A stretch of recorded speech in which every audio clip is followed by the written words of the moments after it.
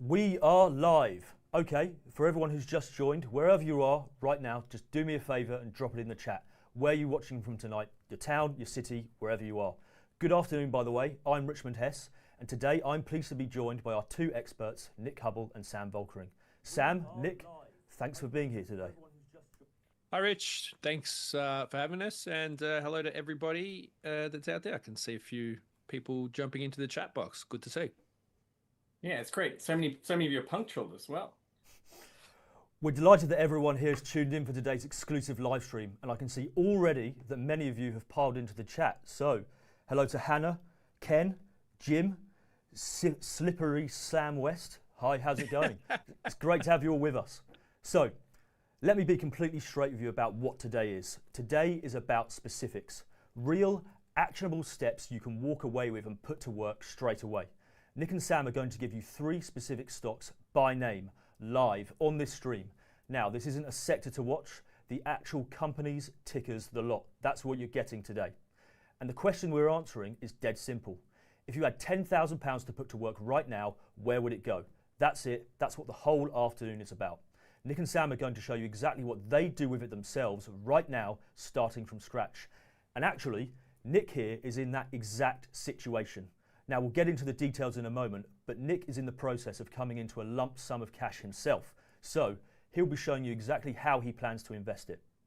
So stay with us, because by the end of this stream, you'll leave knowing precisely what they'd buy and why, and also what they wouldn't touch with a barge pole.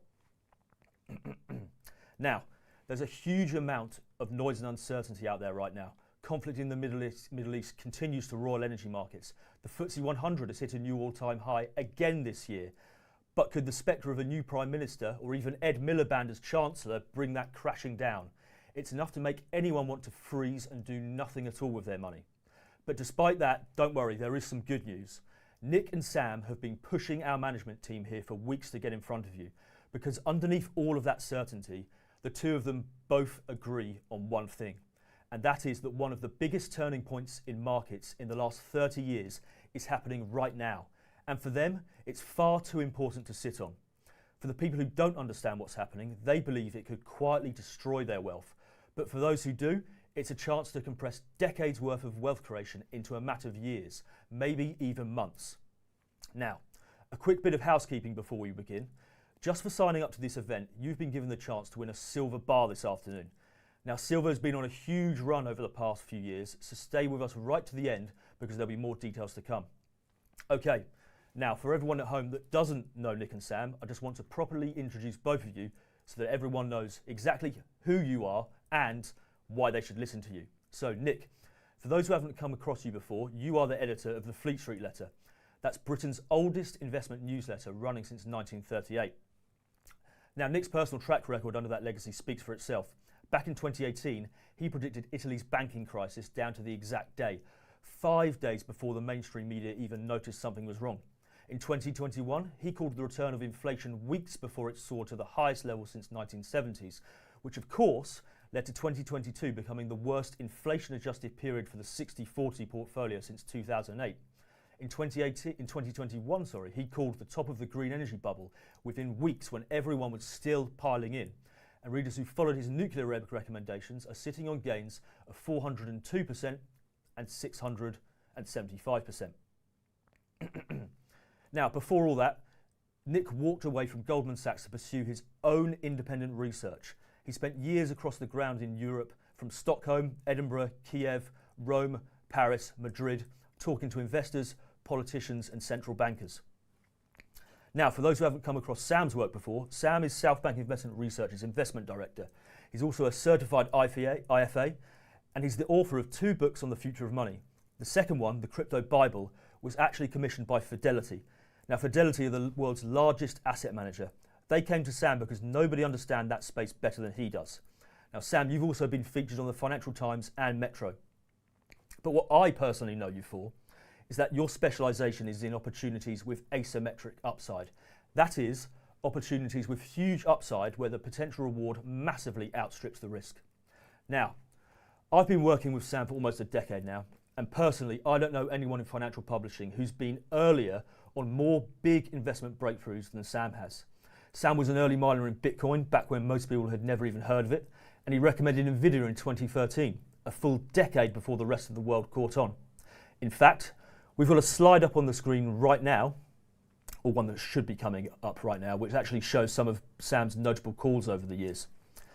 So as you can see, Sam has predicted, or Sam has got his readers on no less than 21,000% returns. Now, I do need to point out that past performance can't predict the future, but as you can see, that list makes for very pleasant reading. So to pull out some of the best hits, people who acted on Sam's Nvidia recommendation are up over 70,000%. He first bought Bitcoin at $12 and called the move into Ethereum at $10.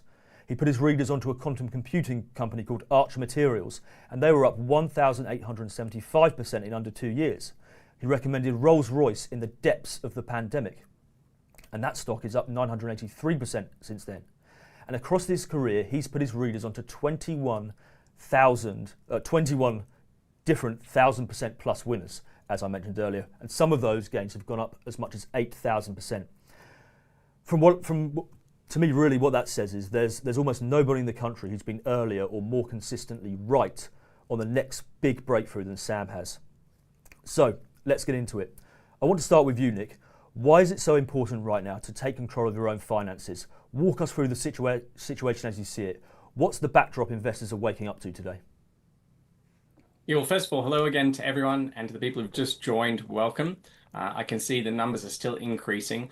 But what I think we should start with is the idea that about every 30 years or so, about once in a generation of investors, the rules of investing change. What used to work stops working, and the race is on to figure out what the next 30 years are going to look like and which investment strategies are going to work best for the next 30 years, because the future is going to look very different to what was the past.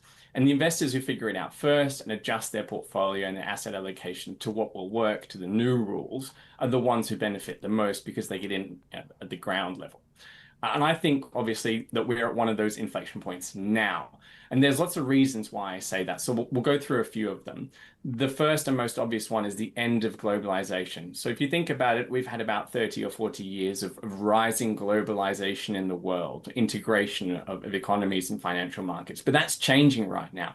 In 2025, Ursula von der Leyen said, the West as we know it no longer exists. And what she was referring to is the idea that this globalization trend of things becoming very international was ending. And instead, we've had these signals that the opposite is starting to happen. The Iran war and the Ukraine war are good examples of that. They disrupted the energy system from being a very global one to being a localized one. We had tariffs disrupting trade, and this is a signal of what's to come. We had onshoring, so governments are prioritizing important domestic industries, and you can't do that without sacrificing the benefits of globalization.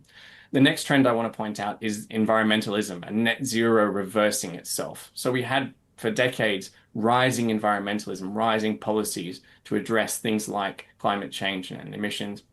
But lately, that's been coming to an end, and there's been lots of signs of that too. Kemi Badenoch recently said that net zero by 2050 is impossible, which is an extraordinary thing to say because it's still legally required. But as she pointed out, it can't be achieved without a serious drop in our living standards or by bankrupting us, neither of which is very likely, right?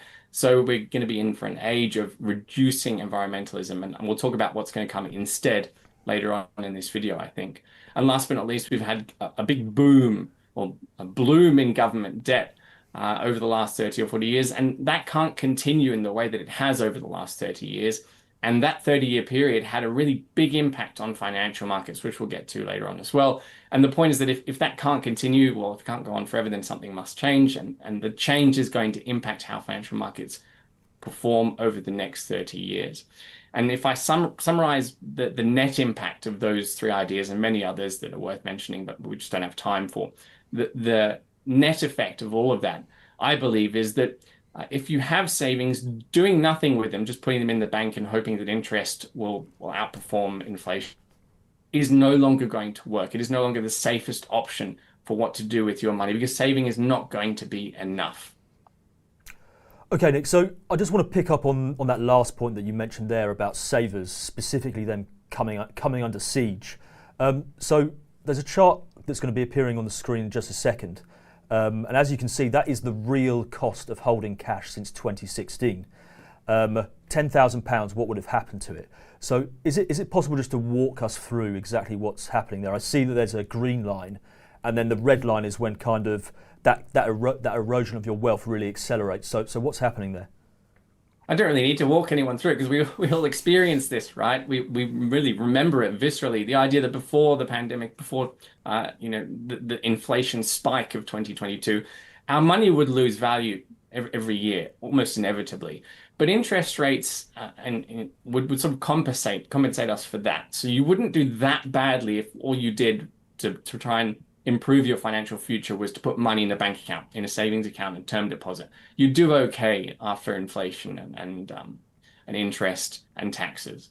And that was a viable strategy for people who wanted to be really careful and frugal. But I think something changed in 2020 and 2021, which is what the red arrow is showing, that the pace of inflation has become dangerous to people who just think they can get by just a saving in a savings account.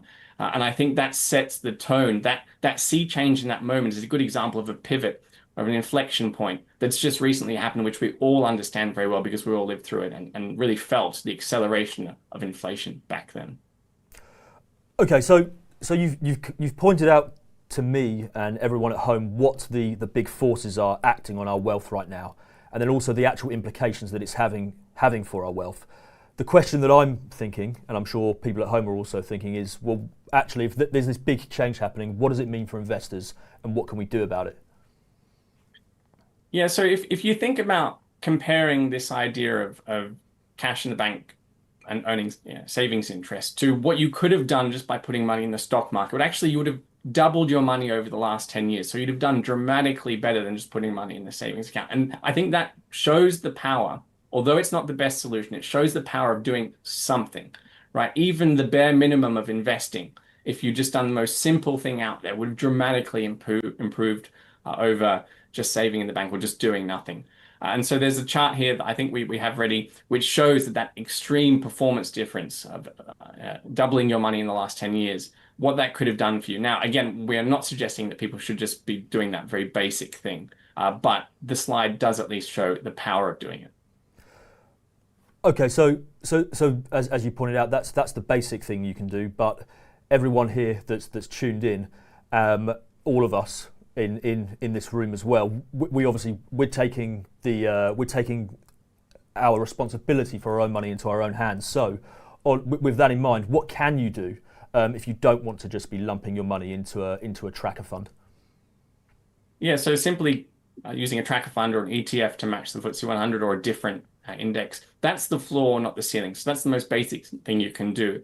And that acknowledges the idea that Warren Buffett actually put really best of all, which is that diversification is protection against ignorance. So if you admit you're ignorant, you don't know what to do, then you can put your money in the ETF that tracks the FTSE 100 or a different index. And that's fine. But the first and most obvious flaw to point out in that strategy is the idea that when you buy the index like that, you're including the best companies, but you're also including the worst. And I'm sure we could all agree on a long list of companies that you don't really want to be owning, that we can all agree on will underperform over the next 10 years because their industries will fade, or because they're going to be targeted by governments, or you just believe technology is going to make them obsolete. Well, when you buy an index ETF or a tracker fund or whatever it is, you're also buying those duds. And you don't need to. You could do better than that if you take responsibility and do this yourself and figure out what you don't want to buy. And although usually people focus on what you should buy, just admitting the fact that you can do better by avoiding certain stocks, I think, is a great first step and a way to get yourself motivated to taking action. Okay, now I just want to just point out a couple of examples of actually what happens when you do identify the specific sectors that you think are undervalued and likely to go up.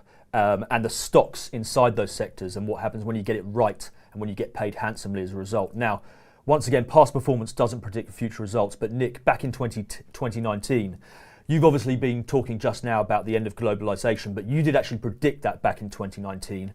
And off the back of that, you said that autonomous drones were going to play a huge part in the geopolitical conflicts that followed. Obviously, in the recent conflicts that we're seeing right now, drones are playing a huge part. So we've got some stocks that you picked that were related to that investment theme. So we've got Kratos that you picked, and that was up 138% in just 4 months. You've got AeroVironment, that was up 77% in 6 months. And L3 Harris, which was up 42% in 6 months. And then also I need to point out as well that these weren't just one-offs. You also called the resurgence of the nuclear resurgence, and your play there, Rolls-Royce, is up an extraordinary 676% since 2022. Now, we obviously know that you are the editor of the Fleet Street letter, so just want to say that whilst these are some great picks here, this isn't necessarily indicative of the entire average performance of all of the stocks that you pick in Fleet Street letter, and we will be revealing what that is a little bit later, just to show that Nick is a credible person when it comes to picking stocks. So that's really exactly what I'm talking about when we talk about spotting a trend early and picking the right companies to ride it and getting paid handsomely when you call it. Okay, moving on to you, Sam. What's the case for being an active investor right now? Where's the upside? Where are you seeing it? Well, thanks for having me again. And again, thank you for everybody for jumping on tonight and filling out the chat box. I already see some people answering other people's questions in there, which is great because it means we don't have to later on.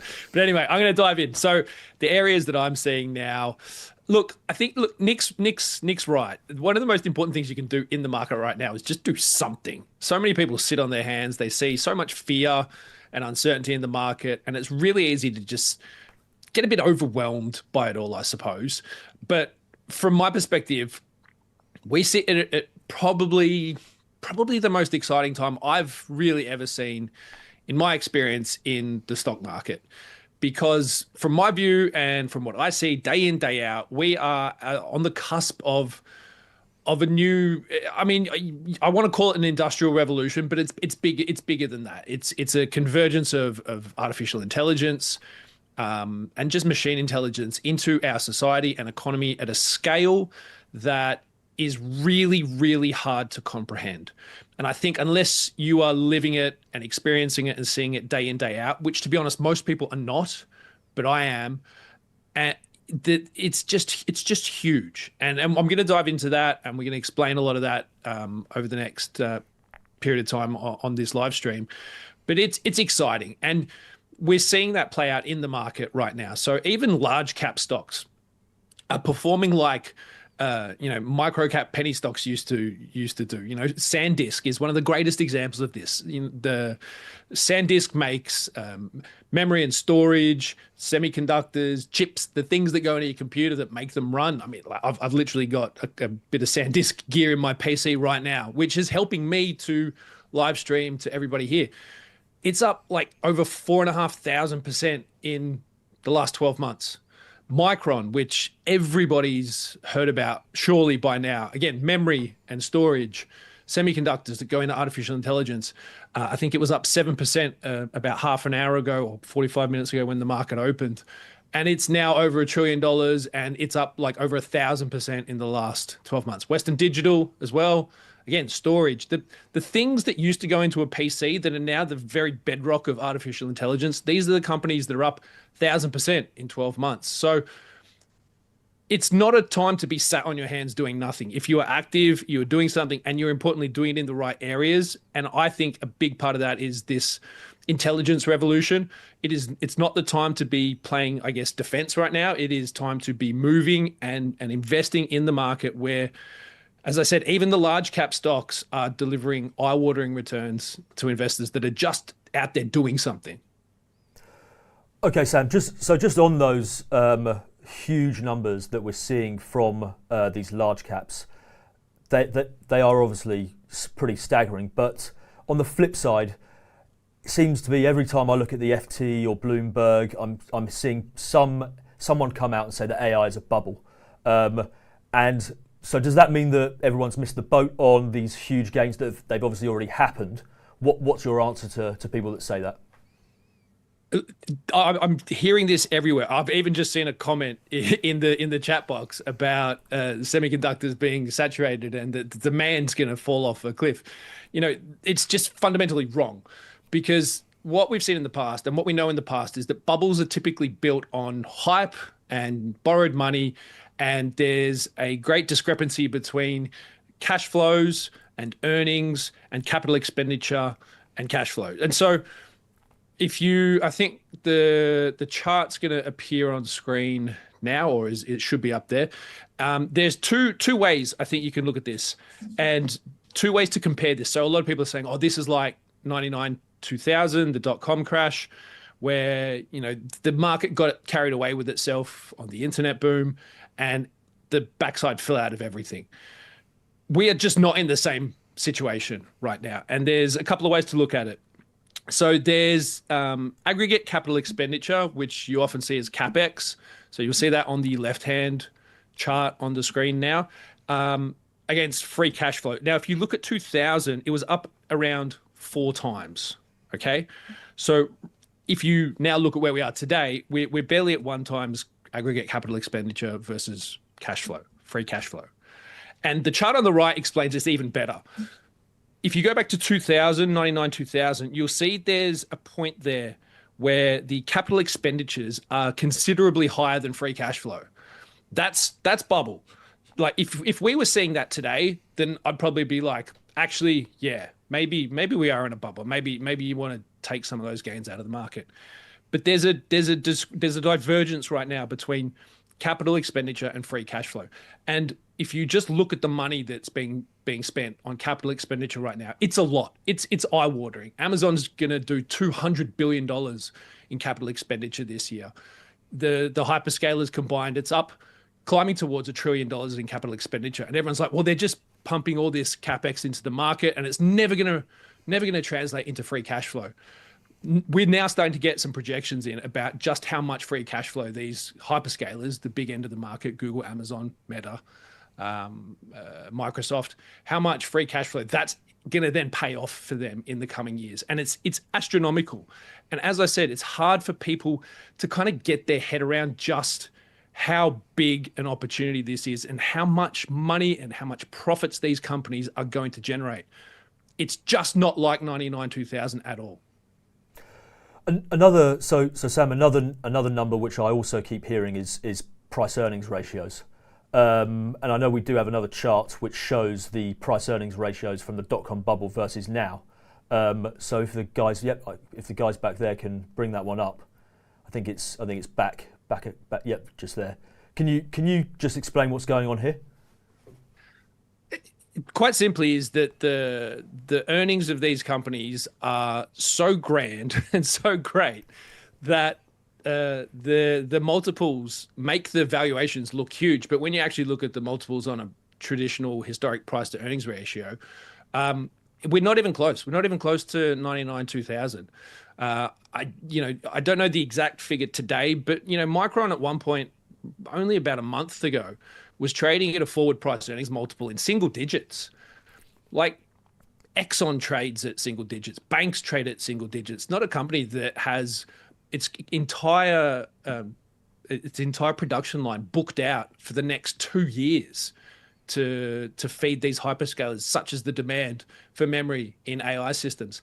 So there's the price to earnings on average, if you sort of took the large end of the market right now, it's like 3 times less than what it was at the peak of the dot-com boom. And until all of a sudden you see Google, Microsoft, Amazon, Nvidia, these companies, if they start trading at price earnings multiples of like 100 times on forward-looking earnings, which we know is kind of coming, then maybe we should start to get worried. But they're not even close.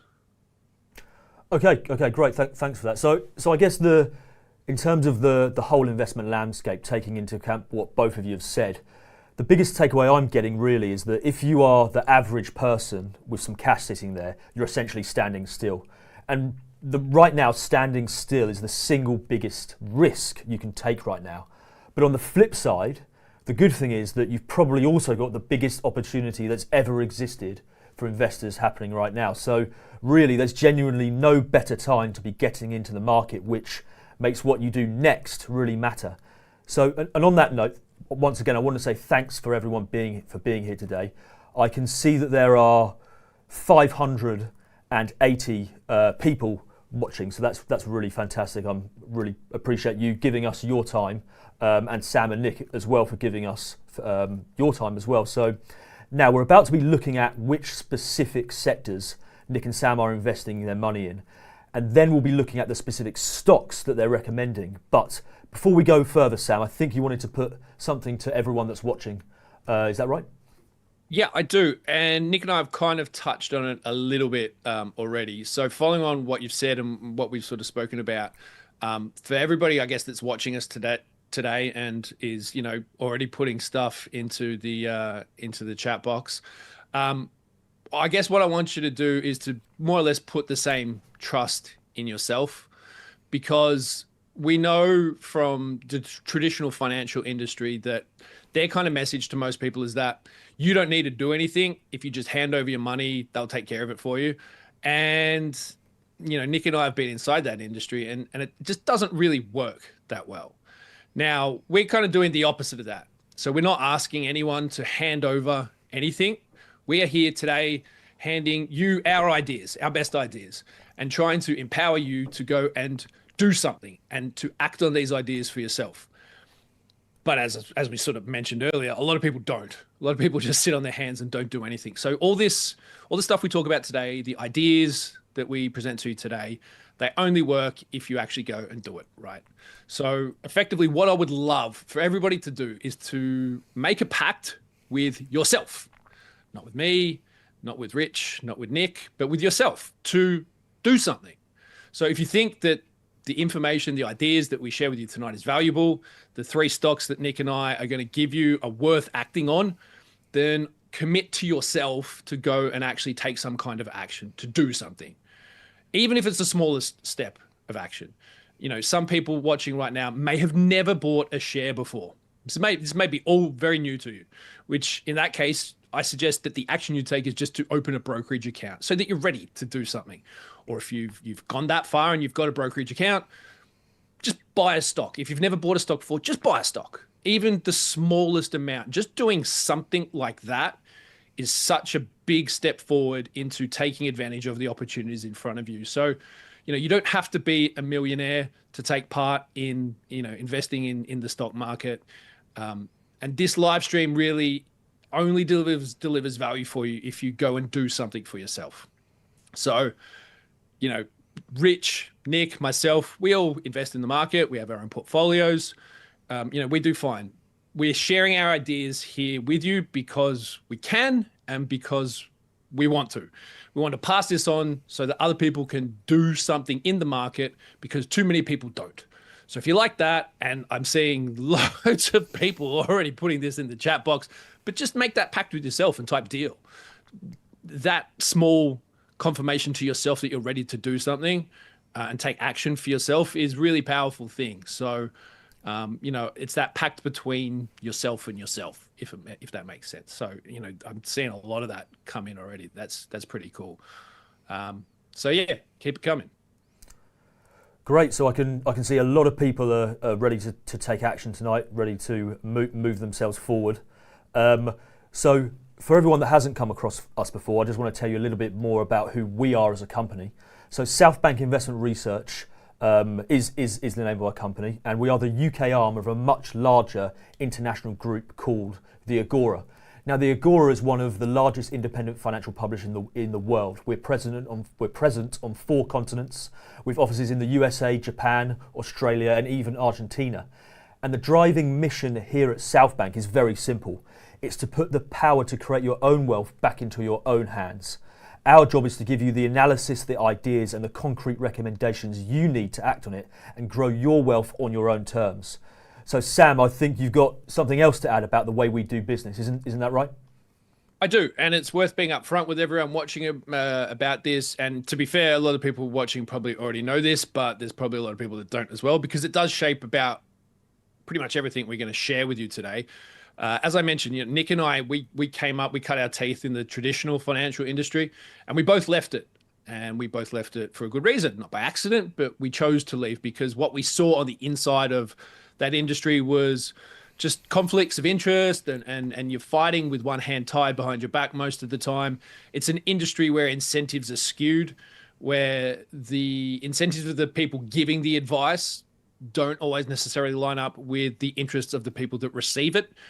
And we see it all the time. And so the reason we do what we do in terms of writing our newsletters and publishing our ideas to people is because it's a model that aligns our interests with yours. So we are not taking commissions. There's no backroom dealing. We don't have assets under management that we take a clip off. We don't manage other people's money. We publish ideas. And the only way that we stay in business and we can keep publishing ideas to people, the only way that our subscribers stay subscribed, the only way that you would recommend us to a friend, so or renew your subscription with us is if our ideas are good and go on to make you money. And if they don't, and you don't like us, and no one did, and all our ideas sucked, then no one would subscribe, and we wouldn't be on a live stream right now. So our incentive is to publish our ideas and share information with you that you can act on and that works for you.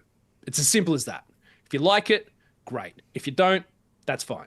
But Nick and I share a fundamental belief that there is a disconnect between the average person trying to get ahead and that traditional financial industry, because the system is broken and it doesn't work the way it should. So we want to share what we know about how the world works, how the markets work, how the stock markets work, just with people that want to invest, get ahead, and build their wealth on their own terms without everyone wanting to take a slice of it and put their foot on your head and say, you can't do that. The simple answer is that you can. You just got to take that action and do something. So we're going to share our ideas. And if you like them, which I hope you do, and you see value in them, then that's great. So again, we're a business. We want to earn your trust over the long term. What we're doing today is not a promotional video on behalf of somebody. It's, Southbank Investment Research. It's us. Nobody sponsored it. No one's paying us to say what we're saying. These are our own ideas. And we do this because our bet is that you'll see value in the recommendations that we put in front of you today. And that, like the thousands of other subscribers that we've got who've made money out of our research over the years, you'll go on to do the same. So look, as a result, we hope you'll want to continue your journey with us. You'll want our research in your inbox, and you'll want us in your corner, I guess, over the long term.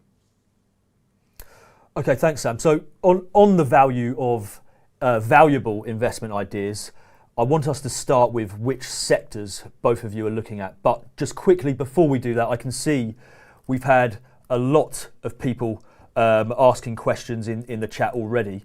So I just want to ask another question of you guys watching at home. How is your money currently working for you? Can you please just, if you're happy to tell us, please just drop your answer in the chat and just say exactly what you're doing with your money in 2026. Are you holding cash? Are you in a pension and that's about it? Have you got stocks and shares ISA? Are you actively managing your own portfolio? Or are you not doing anything at all? Don't be shy, there's no wrong answers here. We would just generally want to know where everyone watching is starting from. So, right, okay, in that case, now it's time to put that same question to our two experts at home. So let's start with the big picture. Before we get to the actual stocks, where are you actually putting your money at a sector level? Sam, you first. What are the big themes you're backing right now? I think it's probably not going to be a great surprise to too many people, but artificial intelligence is clearly the way to go in the market right now. But it's not so simple as just saying invest in AI, because there is some junk out there as well. And I think the best way for people to understand where the opportunities lie in that is to think about size. So when you pick up your phone and you find your AI app, I don't know, Gemini or Copilot or Claude or ChatGPT, you tap a little, 1.5 centimeter, 2 centimeter by 2 centimeter icon on your phone. And then you ask it, a question, what's the weather going to be like or whatever, or you take a photo of yourself and ask it to give you purple hair or something. That's a legitimate thing I've seen somebody in my family do. But anyway, and then something appears, right? So you tap the thing, the little thing, and you get an answer. What people, I think, struggle to understand is that when you do that, a building basically the size of a city fires up to give you those intelligence to give you that intelligence. So we are witnessing an infrastructure build out at a scale and size that is difficult to see unless it's literally in your backyard. And even then, people don't necessarily see what happens inside those giant buildings. And you can break it down, I think, into three main sort of sections about what's going on. And one of those is money. And I touched on it a bit earlier about money. So McKinsey is saying that around $7 trillion will pour into data centers by 2030. And, you know, that's like 2.5 years away. Sorry, 3.5 years away. That's the equivalent of the GDP of Japan and Germany combined. So the money here is the money flow is immense. It's all channeling in towards AI and the build out of AI infrastructure. To do that, you need power. You need a lot of energy. And the International Energy Association projects that by 2030, again, just 3.5 years away, these data centers will draw more electricity than the entire United Kingdom uses today. That's a lot of energy. And then there's the space angle to it. And I'm not talking about rockets in space, at least not yet, but stick around, you might hear a bit on that later on as well. But data centers take up more physical space right now, just in the US, than the entire area of Amsterdam. And frankly, we're running out of space. People, we call them NIMBYs, not in my backyard, because no one wants a giant 1 million square foot data center over the back fence. So we're running out of space for these things too. And I think that that's really unlocking a huge area of opportunity in the entire AI revolution.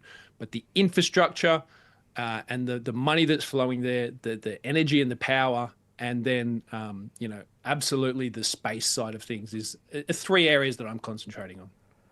That's okay. So that's really interesting personally for me that you say that, Sam, because I've actually seen the wealth effect that's happening as a result of this huge infrastructure build out firsthand. So my wife is actually Taiwanese, and we've just got back from spending 3 months out there where she gave birth to our son.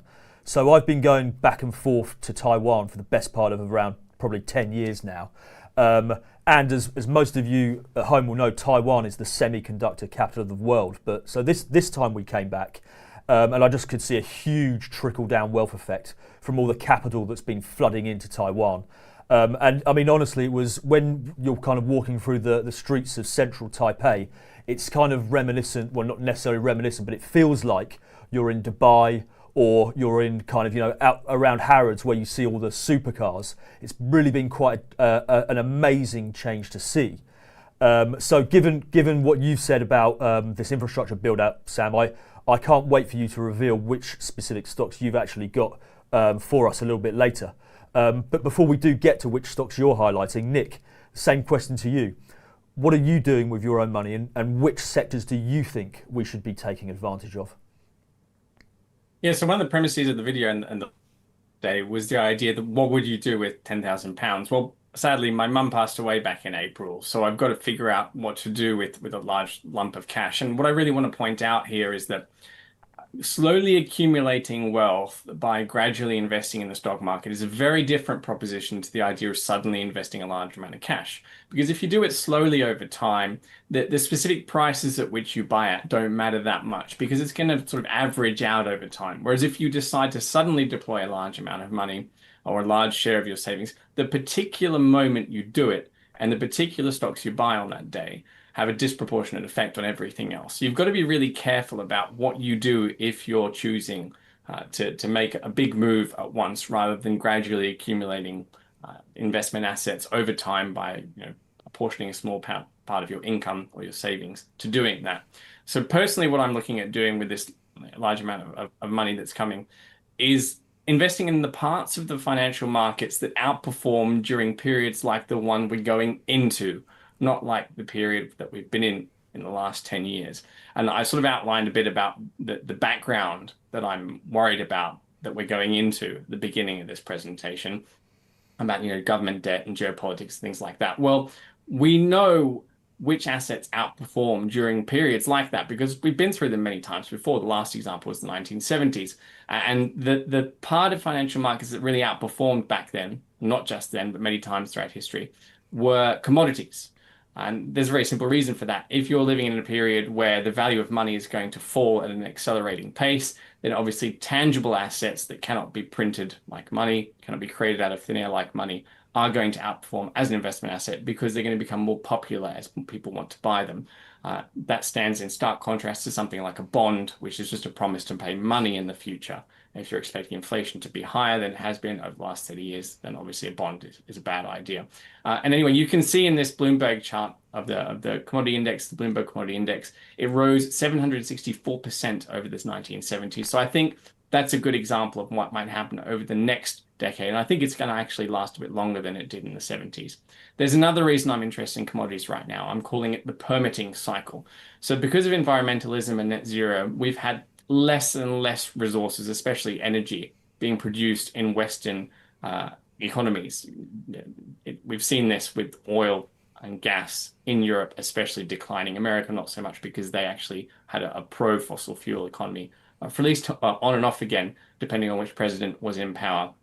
And the obvious example of the consequences of this was the Ukraine-Iran war, where Putin was able to take Ukraine because he knew that Europe couldn't really oppose him because they depended on Russian energy to keep the lights on.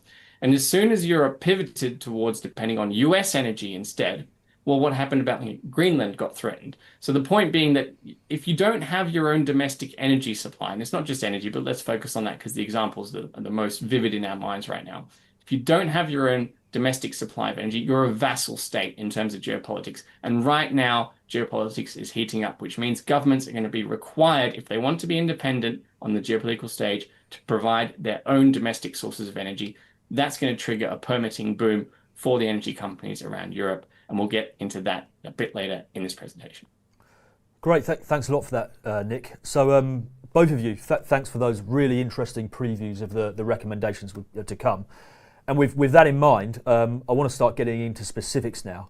So if someone has 10,000 to invest right now, maybe it's a bonus, maybe it's an inheritance, maybe they've just sold something. What's the first thing they should do? Sam, where would you start? Which specific stocks would you invest in?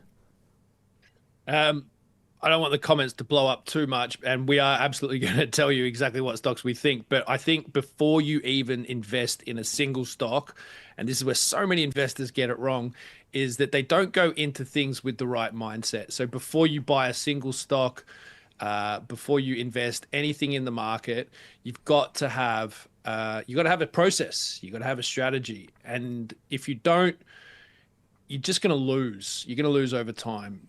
So you've got to have the right mindset. The only person who cares the most about your money is you. And that's why people are here tonight, because they want to invest their money. And so doing that is absolutely it's one of the most powerful things, is having the right mindset. And just the fact I'm seeing comments just punching into this chat box already, which shows me that people care. They care about their own money. They want to do something about it. So having that right mindset is important, but you've got to have a strategy and a plan. Okay, so we're now leading up to the moment where we actually do reveal those stocks. So I just want to before we do that, Sam, I just want to make sure everyone's got this straight, including myself, because what you're basically saying is that before you put in a single penny into any company, there's a couple of things you need. The first thing is the mindset. And then I guess the second thing is a tried and tested methodology, a process that you follow every single time, no matter what company you're looking at. Because ultimately, the picks are only the output of your strategy and everything that goes into it, and the mindset goes into that as well. So really, it's the process which is important. So with that in mind, Nick and Sam have put together their 3 laws of how to become an independent investor, and I wanted to quickly run through those so that we can be clear as to what the investment foundation is that these stock picks are actually made upon. So there's a quick run through. The first one is don't follow the crowd. The second is invest in a path to profit, not promises. And the third is about knowing your exit strategy and also your risk profile in going into that exit strategy. So I don't want to spend too much time on them before we get into the real meat of today's live stream.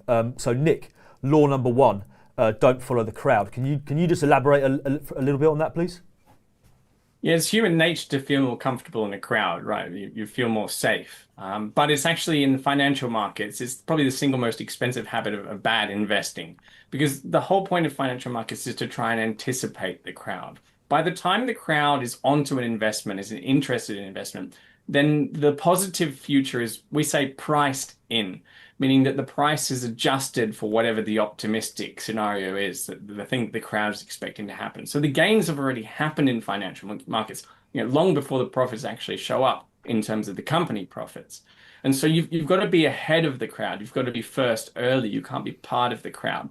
And it's the gap between what the crowd is expecting and what the truth is going to be that's the key. Both as on the profitable side, but also on the loss side. If you're too optimistic relative to the truth, then you're also going to be in trouble. Eventually, the truth wins out, right? Eventually, reality asserts itself in various ways. So Warren Buffett has a great comment about this. In the short term, the market is a voting machine, but in the long term, it's a weighing machine. Meaning, again, that eventually the reality of profits, regardless of what the price of a stock is doing in the short, eventually those profits are what determine its future. And so there's a good example that I often give about Netflix, which shows what happens when you're too negative about a stock, when the crowd is too negative relative to the truth that's going to assert itself eventually. So back in 2000, Netflix actually tried to sell itself to Blockbuster for $50 million US. And they got laughed out of the room because, streaming is never going to be the future, right? People want to go to brick and mortar stores and pick up their DVDs. But of course, that was rubbish. And it turned out Netflix did miles better than Blockbuster, went on to become worth hundreds of billions. And I think we've got a chart of that popping up on your screen. The point being that the crowd can get it completely wrong. So don't just follow the crowd. Figure out where the gap is between what the crowd thinks and what the truth is going to be. Okay, great. Thanks for that, Nick. So there should be another chart that we want to put up on the screen now. And this is actually an example here with Figma of when the crowd was too positive rather than not positive enough. So Sam, can you just quickly walk us through that? Yeah, so Figma is a graphics design company platform. Now they're rolling artificial intelligence into everything, but there was a lot of hype behind their IPO. They floated at $33 and shot over 140 on the first day. Now that was off the back of there was a blocked $20 billion takeover by Adobe off of the back of that. That actually ended up accelerating the hype before the IPO. Adobe even paid them $1 billion in a breakup fee, which just further exacerbated the crowd hype behind it. Tripled north of 50 times sales. So not even earnings, just 50 times sales. Again, so they're the sort of things that you look for. They're reminiscent of what we would have seen in the dot-com bubble when there's a mismatch there. But they had a tiny free float. There was selling compression as lockups started to hit the market over time. Then their Q3 growth was downgraded and slowed, which further exacerbated the fear and the market sell-off, and the reality started kicking in. And then there were all these fears sort of later last year running into this year around the fact that AI and cheap and easy design tools from Claude and from ChatGPT and from Grok and from Gemini were basically going to eat its lunch. And so the stock has fallen well below the float price. It's down over or around 80% right now. And it's a classic case of the hype getting ahead of the reality. And a stock going bonkers on the first day and then just crashing back to reality. That's really interesting because I know a lot of people that use Figma, and it's well known as being a great product. And ultimately, you can have a great product and a business that is actually making real money, but that doesn't automatically make it a good investment. Because if the crowd's already decided that it's a winner and it's bid up too far, you can buy a great company and still lose money. Profits don't always equal profits as an investor. So on the P word, law number 2 is it's all about profits. So can you take it away for law number 2, Sam? Yeah. So again, Figma is one of those companies, and I'm not downplaying and down-ramping on Figma specifically just to sort of beat them down. You know, they're a good business, like you said. Their revenues are growing, and you know they were just in the wrong place at the wrong time. So it's worth, you know, one to reassess now or in the future. Another example of when something gets it wrong is, again, so what we want to see from a company, and this is really the crux of Law 2, is that a company needs to be on the right pathway to a profit. Doesn't have to be profitable. And I'll give you an example of a company that wasn't profitable that ended up being a really good outcome because they were on the right path towards profits. Of course, if you've got an incredibly profitable, fast-growing company that is just smashing earnings, be it Nvidia, Micron, those sorts of companies, you know, that's great. You want to look for that.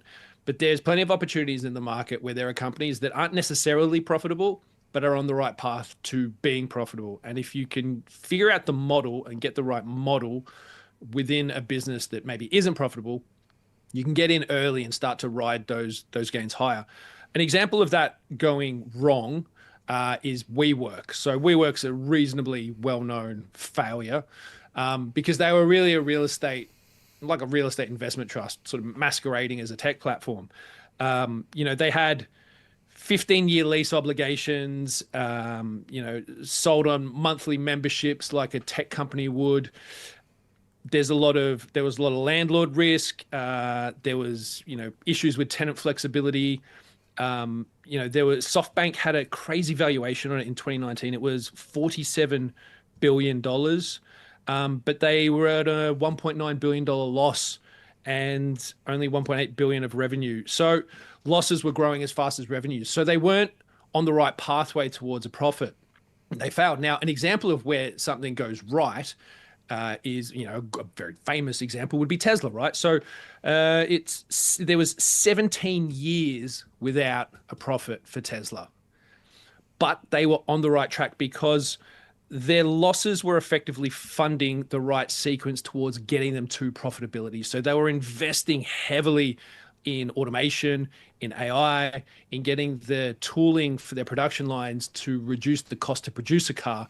And then they turned a profit in 2020 and they've been profitable. And now they're starting to not be as profitable because they're taking another step of capital expenditure to, again, retool their production lines for automation and robotics this time.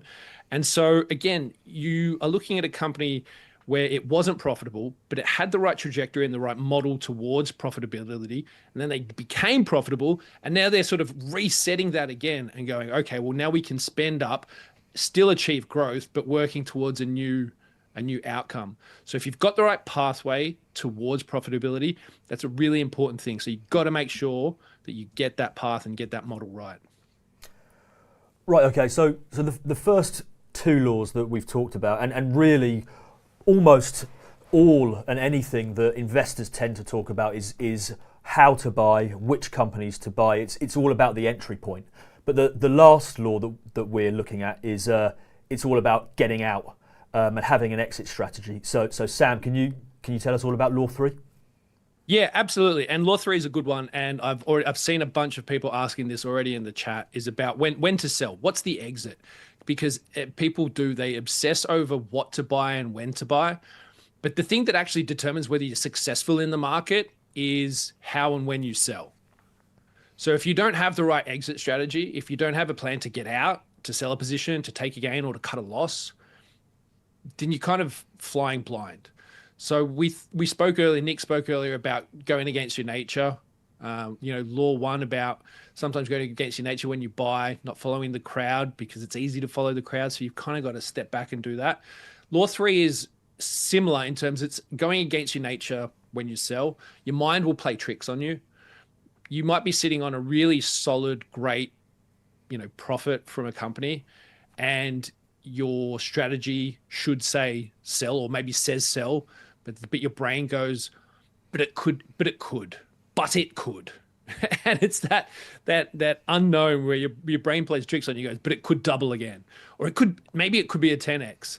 And I've seen so many times. And look, I'll be honest. This has happened to me in the past. This is where you get experience from. Is you can sit on a massive gain in a stock or any kind of investment and round trip it back to zero. or worse, or a loss. So you've got to set rules before you invest, or your brain's going to sabotage you. And so many people get into a problem with that because they just jump into the market going, I'll figure it out when I get there. That doesn't work. I can tell you now, it doesn't work. Investor psychology will destroy you. So you've got to make sure you don't refuse to take a profit when something's run hard, or panic sell when something dips. You look at the market now, the volatility in the market is insane. And so many people probably have sold out of really great semiconductor businesses or even great software businesses over the last couple of months because they've been in a bit of a downward trajectory. Some of them are down 30, 40%. Now, if you don't have the right strategy, you may be selling out of that far too soon. That's not to say, you shouldn't be taking profits, but you've just got to have a strategy. So the best investors have a plan and a strategy before they buy, and they stick to it no matter what.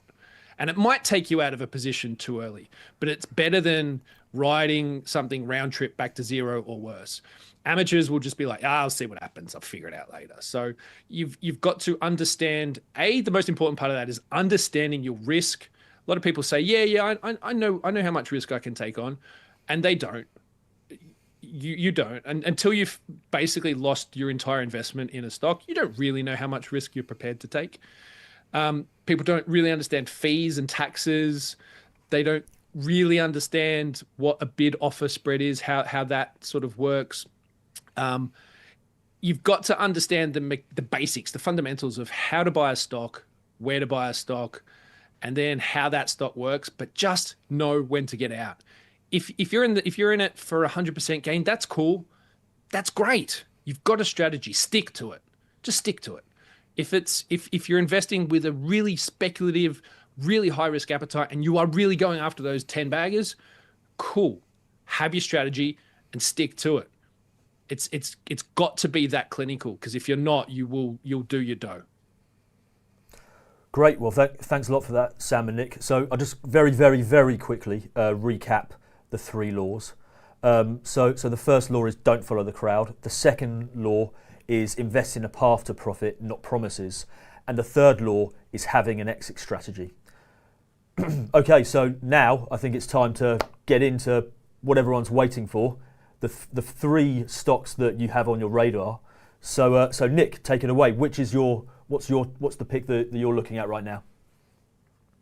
Yeah, so it won't come as a big surprise. It's BP. Many people will not be so interested in this, but they weren't interested in Rolls-Royce when both Sam and I started becoming interested in the stock because it seemed boring as well. What's changing at BP is not so boring, and what's changing in governments in Europe and a couple of other places around the world is not boring. And I think BP is the best way to play that, which is why I'm so interested in it. And the shift that's occurring right now is this shift away from what they used to call beyond petroleum, meaning they'd invest in green energy projects and try and reduce their dependence on oil and gas, to back to petroleum. That's what I'm calling it. Back to petroleum's their new sort of motto. And what's really going on here is that the crowd thinks this is a dinosaur in a sunset industry, that BP's on its way out, that the government's going to stick to net zero, and the stock is valued for that. But the reality that's going to assert itself over the next few years is that net zero is reversing, BP is reversing its position on phasing out petroleum and oil and gas and going back to petroleum instead. And we've also got governments reversing their positions as well. And the proof for this is pretty simple. The company's actually gone through 3 CEOs in as many years. And the reason for that is that they wanted to shift first away from their beyond petroleum strategy. So that was the first CEO that left, because it was a disaster. They fell miles behind their competitors like Exxon and Chevron, which didn't make the same mistake of investing in these green energy projects. But the guy that replaced that CEO, he still wasn't skeptical enough about green energy and renewables projects. And so they actually got rid of him as well, because he wasn't selling them fast enough. And so the new CEO, who's only been there a few months now, I think she's actually actively selling the legacy projects that caused BP to fall behind. And I think that is a really public signal that BP is deciding to really actually not just, make a small adjustment, but pivot heavily back towards what it does best, which is oil and gas, just as back in the day when we recommended it, Rolls-Royce pivoted back to what it does best. And that worked really well. I'm seeing that same signal, and at the same time, we've also got governments shifting their priorities back towards providing enough oil and gas domestically so that they're not energy vassals of someone else. And BP is who that they will turn to. We're in an age of what I'm calling national champions, where we saw this in America, it's happening around Europe, where big companies that actually have the ability to move the needle in economies are being prioritized and favorited by governments in order to make things happen in their economies. We're seeing this a lot in Australia with rare earth companies. We're seeing it a lot in the US with copper and a couple of other strategic metals. I think in Europe it's going to be that same effect, but with energy. Okay, so you've pointed out the bull case for BP there, Sam, and I think you've done it very well. But how about the risks? What risks do you have specifically when investing BP that you need to be aware of? So oil and gas are very cyclical, meaning that the timing matters a lot, and we don't yet know whether the bottom is in. So at the moment, financial markets still adjusting to what's happening with Iran. Is the strait going to be opened or not? And it's changing every week, isn't it? Or every day even. And there is a worry that BP has yet further to fall once we adjust for how the Iran situation is going to play out. And we could also have peace in Ukraine in coming months. So there's a chance that I'm early. There's a chance that oil and gas will continue to correct in coming months, and there's a better buying opportunity. It's more of a long-term play that I'm expecting reality to assert itself. So in the meantime, we don't know what the short-term price action is going to be.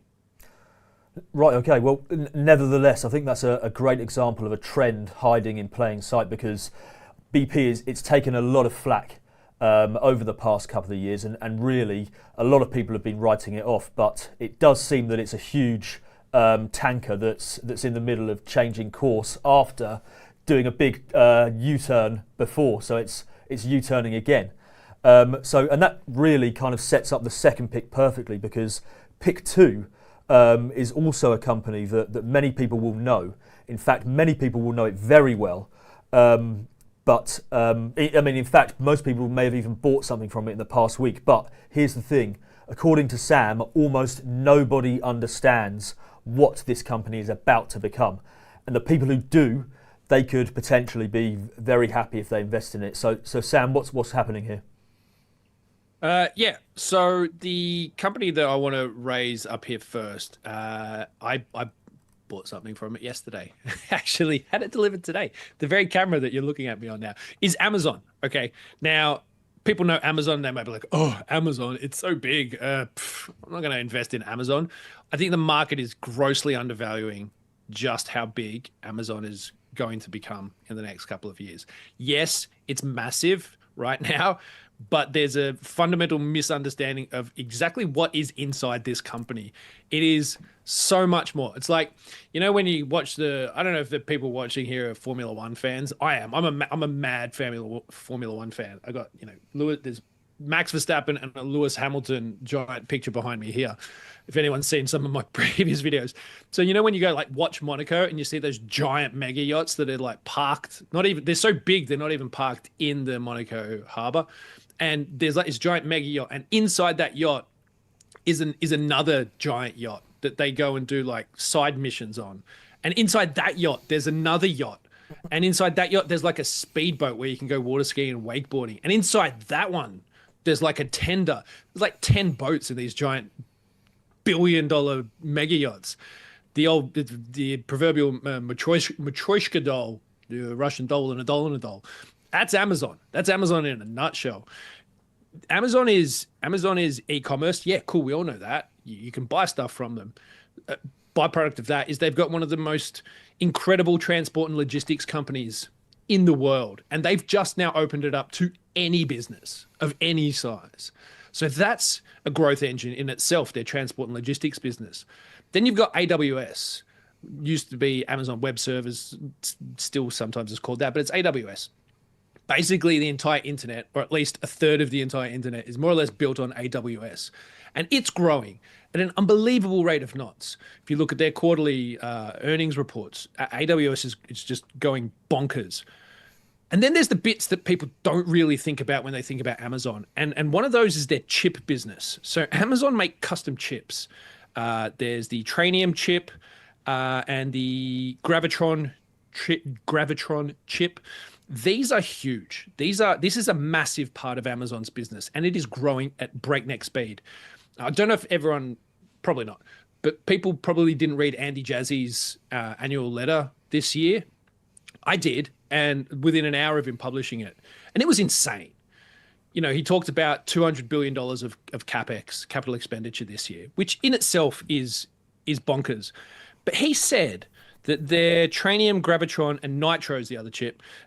It's already doing $20 billion in annual run rate. So Amazon, the e-commerce business, is doing $20 billion of chip sales already. Like, who thought of Amazon as a semiconductor and chip business? Not many people. Not many people, until Andy Jassy told everyone about it. He said, and I put the notes down. He said if they sold their chips externally, like Nvidia or AMD do, he's saying that their effective run rate would be about $50 billion. At 25 times sales, you're looking at about $1 trillion chip business alone, a standalone $1 trillion chip business inside of Amazon. And that's not factoring in AWS. That's not factoring in the transport and logistics. That's not factoring in the e-commerce business. And I haven't even started talking about their satellite network that they're now putting up into space to rival Starlink. No one's talking about that.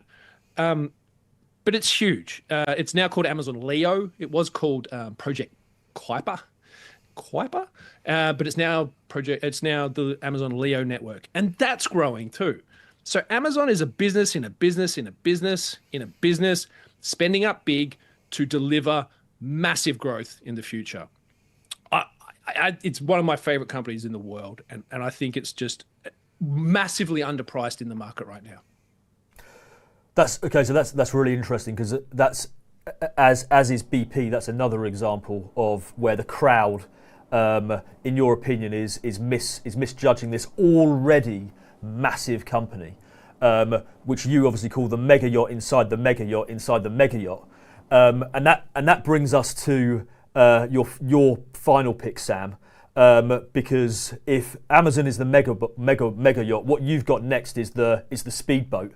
This is a tiny company, and it's a very aggressive. It's for the very aggressive investors, isn't that right? So feel free to tell us all about it. It is. It's speculative, and it's full of risk. And look, as I should point out, Amazon's no slam dunk either, right? There's plenty of risk. That $200 billion in capex. If that's an overspend and it doesn't translate into meaningful growth and revenues, there's going to be some selling pressure on the stock. It's still volatile in the market, regardless. We're seeing that at the moment. If there is a pullback in spending, that hits AWS with their data center growth. So there's still a lot of risk in Amazon that needs to be factored in as well. Just like this next company. And I spoke earlier about physical space for data centers on Earth. And I say on Earth because, I'm old enough to remember just a few months ago when everyone thought putting data center compute in space was a stupid, crazy idea and it wasn't possible, until Google said they could do it, Amazon said they could do it, SpaceX said they could do it, and pretty much everyone said, actually, we can do this. And then everyone was like, oh, that's a really good idea, isn't it? It's like, oh, you don't say. Anyway, this company is called Planet Labs. Now, I don't know if people have heard of Project Suncatcher, but it's more or less Google's, I want to call it moonshot, but it's not really a moonshot, because I think that it's inevitable that we have AI compute on satellites in space pretty soon. And Google's version of that is called Project Suncatcher. And Planet Labs is the company that I want to talk about, because Google is using Planet Labs and have a deal with Planet Labs about putting compute in space. It's a small company. And it's highly risky. So, the Q1 revenue was $94 million, right? So it's small. We're not talking billions in revenue and earnings or anything like that.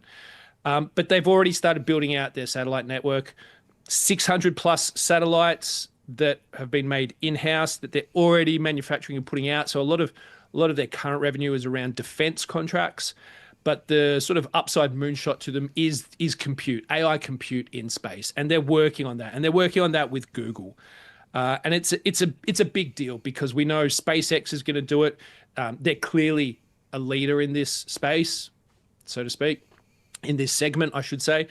So it's going to happen, but it's not just going to be SpaceX doing it.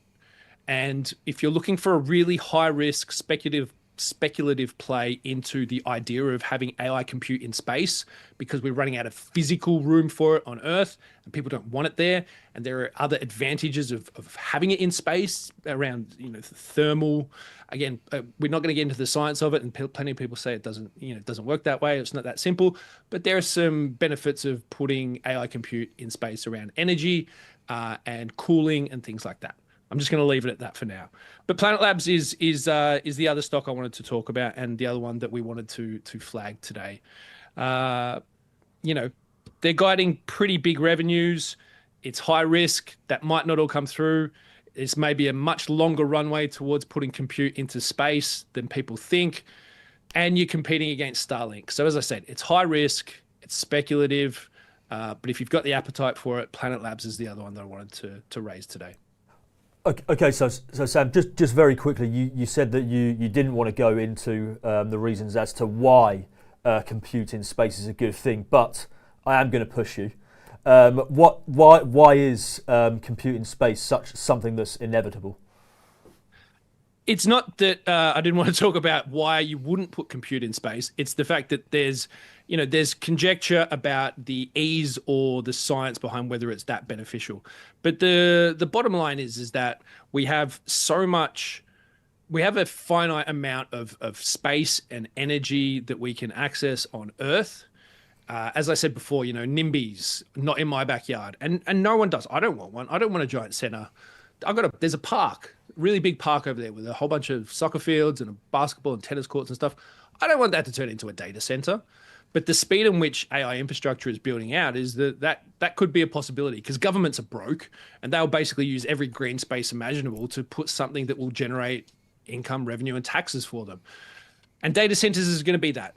But if you can put these things in space, it takes them out of people's backyards. There are advantages to accessing solar energy in space. So all of a sudden the energy problem goes away. And people complain a lot about like data centers using water. Again, that's a topic for another day. It's not that big a deal, although people like to think it is. So you can sort of erase that conversation by putting them in space and using the benefits of cooling in space. As we know, space is a pretty cold place to be. So there are big advantages of putting it into space. You've just got to put them on a satellite and fire them up in a rocket. And so those bits are complex. But if they break those challenges, the cost for compute for AI will start to radically fall. So it's a really exciting, very big upside, but a lot of risk opportunity. Okay, great. So that's fantastic. So we've now had the three picks. The first being BP from Nick, the second being Amazon from Sam, and the third being Planet Labs, also from Sam. But now I want to focus on what not to buy. And this one, for everyone at home, it might surprise you, or it may not actually, because it's not an obscure penny stock or some type of crypto token that you've never heard of. It's actually in a corner of the market that millions of ordinary British investors are sitting in right now, often without even realising it. So these stocks, they're in your pension. They may well already be in your ISA, and they could be in your tracker fund. Now, Nick, you've been quite animated to me over many WhatsApp conversations, really pushing that we need to talk about this. So what's the sector that everyone watching needs to stay well clear of right now? It's banks. And it's not just right now, it's always. I will never own a bank stock in my life. And it's very simple. By their very nature, banks are the only businesses in the world that can suddenly evaporate purely for a lack of confidence. Right? It's a confidence trick. That's their business model. And we saw how that can go wrong in 2008. But that event, it's not an isolated, unusual story. It's the history of banking. There's periodic banking crises, and banks don't just take a big hit. A lot of them go bust all of a sudden or almost overnight, as it's a complete surprise to everyone, even though it's happened continuously all throughout history. And there's a particular reason why I'm worried right now about banks. And we saw this play out in 2023 in the US when a couple of banks went bust. Silicon Valley Bank was one of them. I've forgotten the name of the other ones. And what happened is that because of the inflation surge in 2022, government bonds sold off. And the problem with that is that under the Basel bank rules, which were upgraded over recent years a few times, banks are required to own what's called risk-free assets. And government bonds classified as risk-free assets by those banking rules. And so sure enough, these banks got into trouble because their government bonds crashed. And so as a result of having these risk-free assets, they took that hit, and it was too big a hit for their depositors to take. And so eventually they went bust. And of course, they were bailed out and everything, but bailouts don't really help shareholders very much. I'm worried that's going to happen in the UK in coming years. And we saw with the Liz Truss spike in bond yields a warning that that risk is very real. All we need is a bit of trouble inside the banking system at the same time as a crash in bond markets. And what happened in the US could play out in the UK as well. Banks often look cheap. Doesn't interest me. It's the only stock, I think, only type of stock or industry that I just discard at the outset, no matter how cheap it is, no matter what the crowd is saying. Okay, great. Thanks for that, Nick. So just for everyone watching at home, in terms of the three stock picks, we wanted to do something for everyone for giving us your time for tuning in. So we've actually put together a special report which is available for free, and we're going to be putting a link to that report in the chat sometime around now. So watch out for it. And in the meantime, you've had a glimpse of what Nick and Sam do. But honestly, this is 1% of what we actually do here at Southbank Investment Research. So if you'd like to go further and get some more of Nick and Sam's recommendations, can you just put a yes in the chat? Because we'd absolutely love to have you with us. So if you're interested, I'm going to ask you to type yes in the chat right now. And whilst we wait, Sam, I think you've got something to add about why we're doing this in the first place. Isn't that right? Yeah, I do. Like I said earlier, we're not philanthropists. We are here to share our ideas with people. And if you think that, there's value in those ideas and you want to continue to get our ideas and continue, I guess, on this journey into the markets, your journey into the markets and our ongoing journey with the markets with us, now's that moment. So you can go away.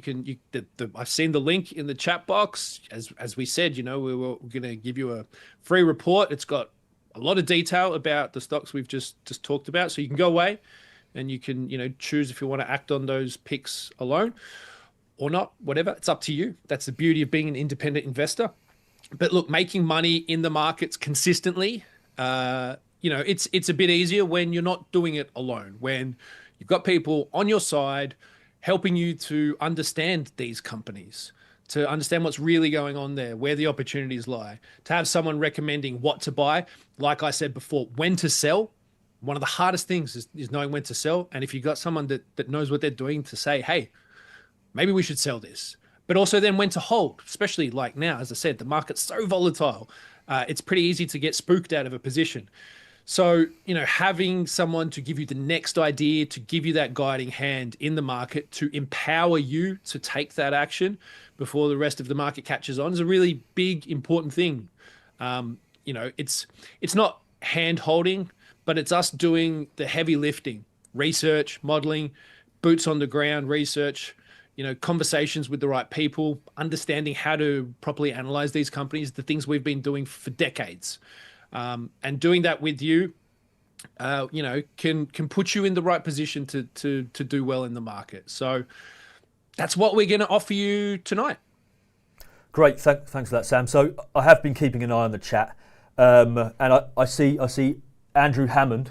He's already off to buy BP before the market closes. So far, what Nick has been telling us about BP has obviously been well received. So I'm seeing a lot of yeses in the chat coming through right now. So genuinely, thank you for that. It's really been great to see so many of you ready to take this further. Just wanted to remind everyone that in a moment we're going to be starting the Q&A, and there are a lot of questions here.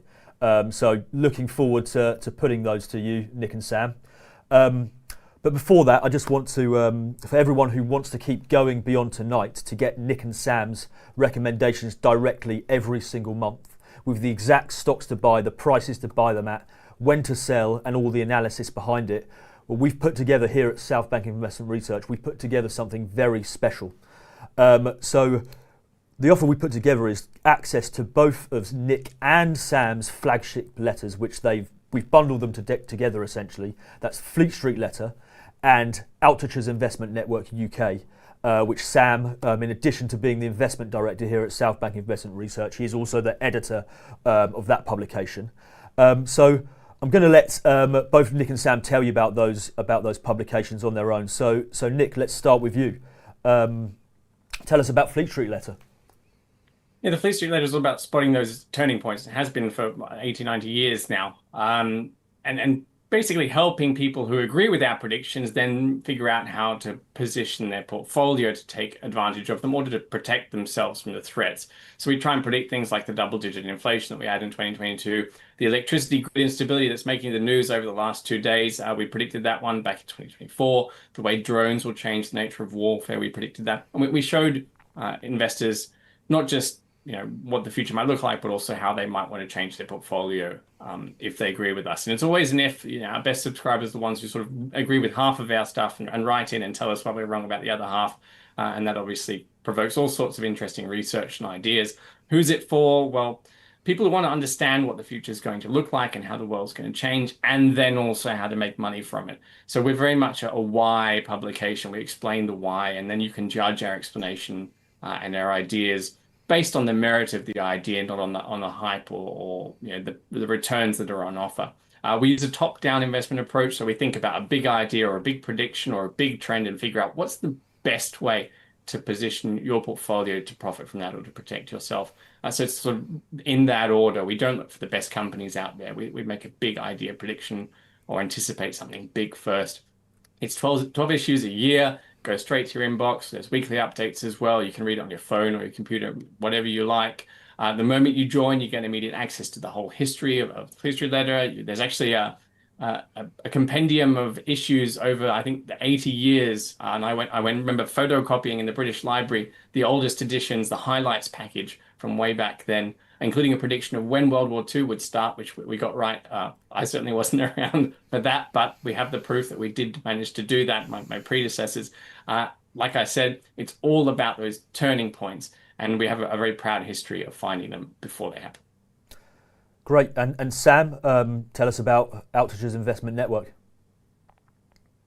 We look for the more, I guess you'd say, more speculative ideas. It's very much about looking to the future.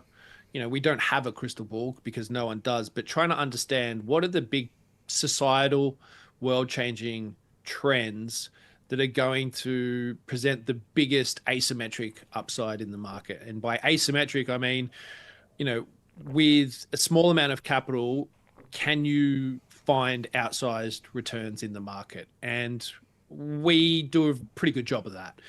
And I can say that sometimes we get it very right, sometimes we get it right, and sometimes we get it wrong.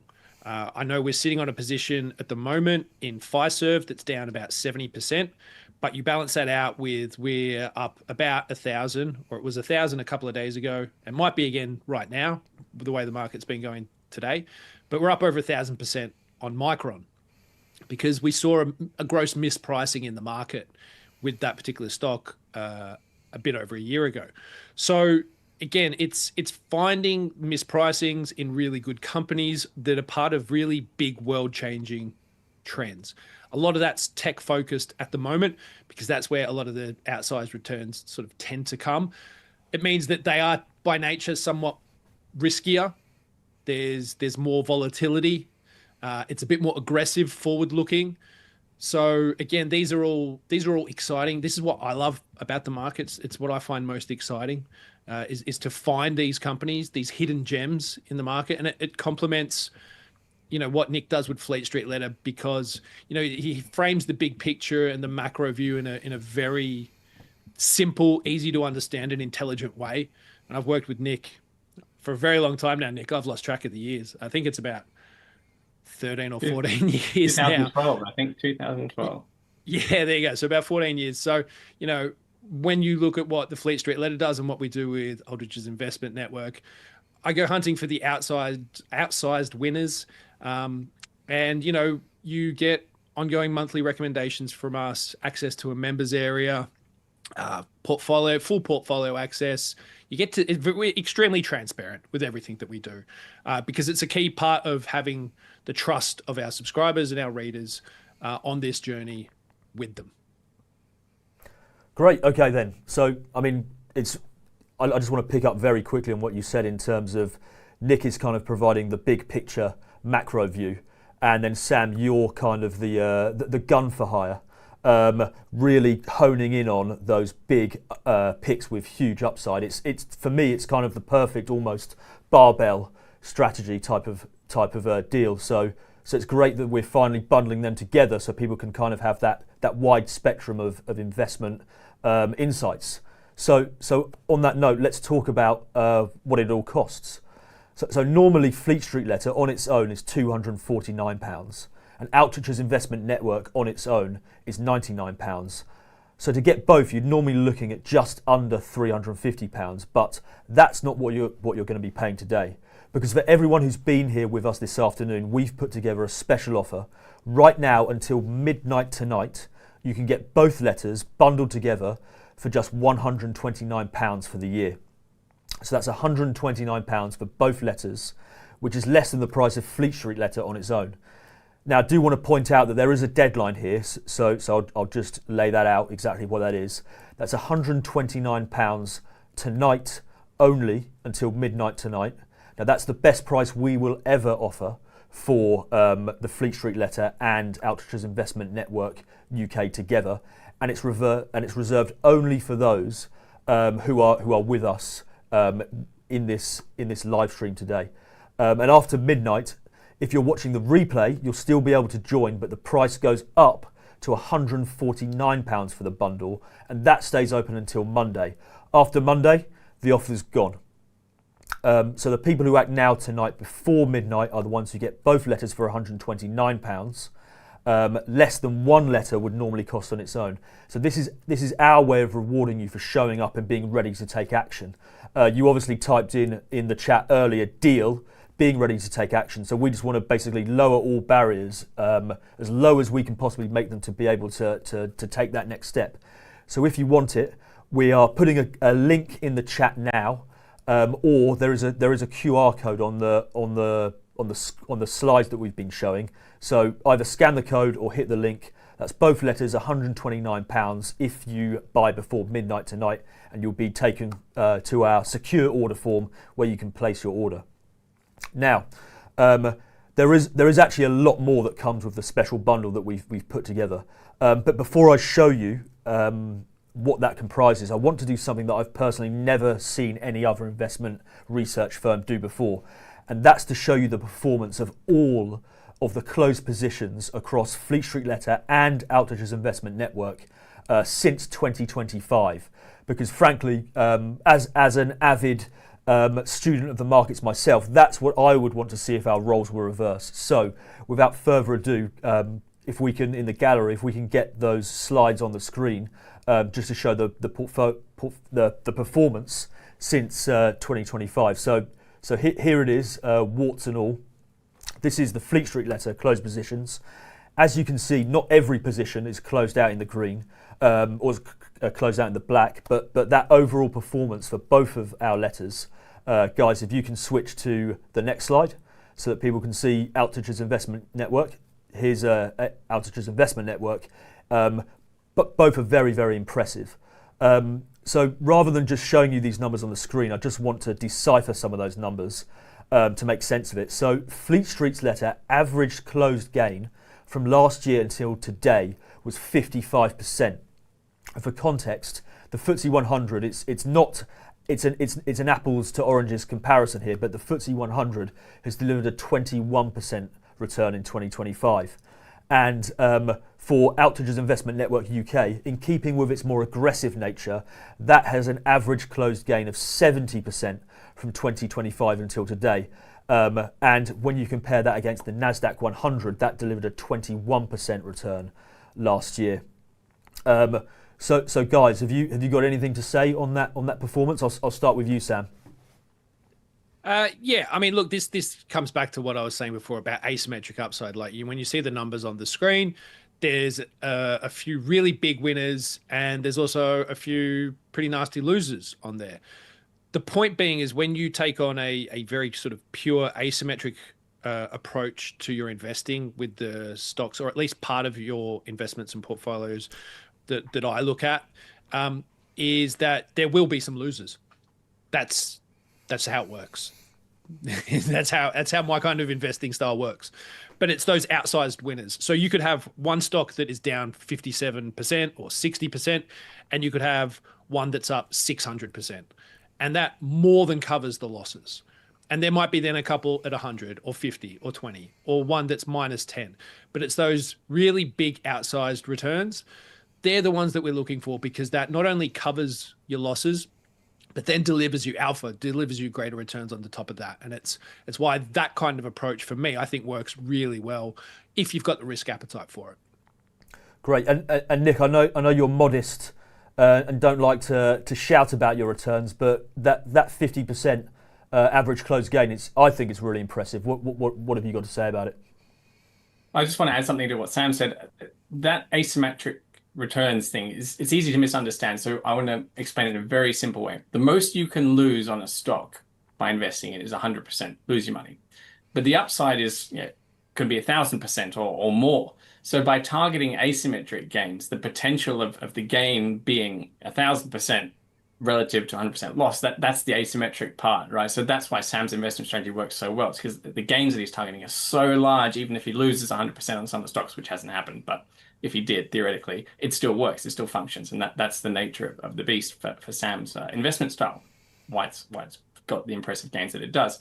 As for the Fleet Street letter, I think you can see on the list that we've had now 9 positions in a row closed at a profit, and there should be 2 more in about 2 weeks when I publish the next Fleet Street letter monthly issue. And I only took over the actual portfolio back in April 2025 from a colleague. So that's the real, I think, key figure, is that we've got this steady run of closed positions at a profit over the last almost a year. That's fantastic. So just once again, if anyone at home does want to get Nick and Sam in their corner for the longer term and get their insights on a monthly basis, I'm personally an avid reader of both Fleet Street Letter and Altruist Investment Network. I can tell you it's fantastic. Not just the actual stock picks, but the insights that I get every week and month. Just hit that link or scan the QR code and you'll be taken to the order form. So now there is also mentioned, I did see one question in the chat about the 8 bonuses. So yes, we have organised an entire suite of bonuses that you get the moment you come aboard, and these really are designed to take you from 0 to 1 as an investor. So the first bonus is a report called the Road to Financial Freedom, and this is the complete foundation for getting started. This takes you from 0 to 1. And it goes from opening your account to choosing your first stocks and building and managing your portfolio from the ground up. Then we've got bonus number 2, and this is how stock market orders work. It's a simple video walkthrough. If you've never bought a share in your life, we show you step by step exactly how it's done. By the end, you'll be able to place your order with total confidence. Now, bonus 3 addresses another question that I saw in the chat, and this is the subtleties of stock market taxation. How to keep more of what you make using wrappers like ISAs and SIPs, and how to fill the one form you'll need to trade US stocks. Because I do know if you want to trade US stocks, that is something that it is a resistance point. There is a special form that you need to take care of. Now we've got bonus number 4, that's how to manage your portfolio risk. The complete guide to losing as little as possible when things don't go your way. And that really elaborates on what Sam was talking about with law number 3, in terms of knowing your own risk portfolio and managing your risk, and how that can help you increase your investment returns and limit your losses. And then we've got bonus number 5, that's how to grow wealthy even in a crisis, because many of the big fortunes, they are made when everyone else is panicking and everything else is on sale. Now that's very much what to do in a crisis. And then bonus number 6 is actually how to profit from the specific moment of a market crash. So this is a simple strategy that lets you actually gain when markets fall without doing anything exotic or complicated. You're just buying ordinary shares. And then we've got bonus number 7, which is a big one. So this is a standalone, another recommendation that Nick believes that you should invest in, and it's handpicked by Nick. So Nick, can you elaborate? Just give us some information as to what's in this report. Tell us a bit about this stock. Yeah, so BP was focused on the idea of the UK, I guess, activating all these reserves in oil and gas that we've been ignoring because of net zero. Well, the same thing happened in the US decades ago with the fracking revolution, and that's now in full swing. It's actually peaking at the moment. So we've seen that play out fully. So we've seen what the potential can be for stocks that were in that industry. And we saw loads of 10 baggers, so 1,000% gains or more.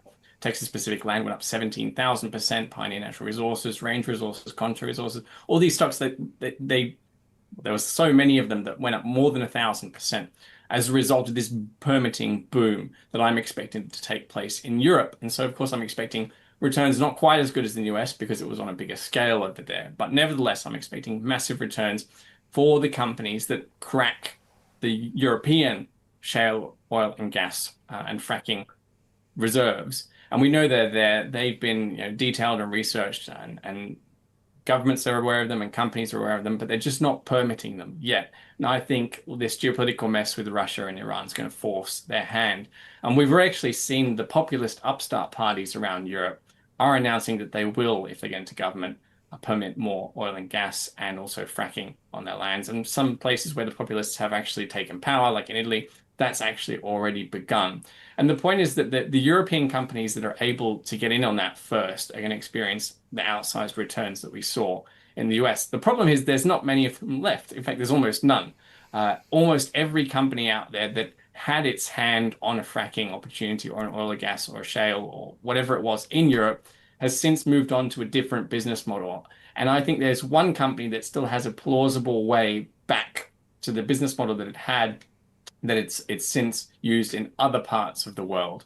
And the reason I single out this company is because it is actually openly stating that that is what it's going to do. It's openly saying it's going to take advantage of the shift in European governments to try and get at the resources that they're going to permit. The CEO has deliberately said pretty much the same things that I'm saying to you on this webcast. And so I think that is the best way to get in on the action. The title of the report you can see on the screen as Frack Love Frack, the idea being that it's the drill baby drill comment, but tailored for the UK.